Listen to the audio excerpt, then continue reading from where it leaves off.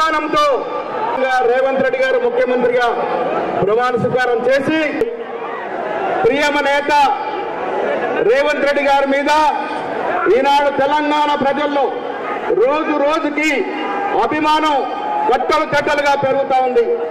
దానికి తార్కాణమే ఇవాళ నిజామాబాద్ లో గోలాన్మాన్ నుండి నెహ్రూ ఫారక్ వరకు మీరు పట్టిన నీరాజను, మీరు పలికిన స్వాగతం చూస్తా ఉంటే రేవంత్ రెడ్డి గారి నాయకత్వం పట్ల తెలంగాణ రాష్ట్రంలో పెరుగుతున్న ఆదరణ, అభిమానము, దానికి తోడు నమ్మకం. ఈ నమ్మకంతో వల్ల ప్రజానికి ఇక్కడికి వచ్చారు. ఇద్దరు ముఖ్యమంత్రి గారికి నేను విన్నపిస్తా ఉన్నాను. నిజామాబాద్ ఉత్తర తెలంగాణలో పెద్ద జిల్లా, ఇక్కడ ఒక ప్రభుత్వ ఇంజనీరింగ్ కళాశాల అవసరం ఉన్నది.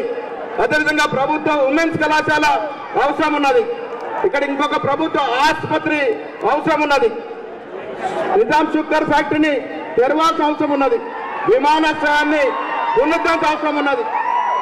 ఇవన్నీ కూడా కోరికలు మీరు మన్నించాలని, తప్పకుండా ఇస్తారని ఆశిస్తూ ఇప్పుడు భూపతి రెడ్డి గారు రూరల్ ఎమ్మెల్యే 2 నిమిషాలు మాట్లాడుతూ కోరుతారు.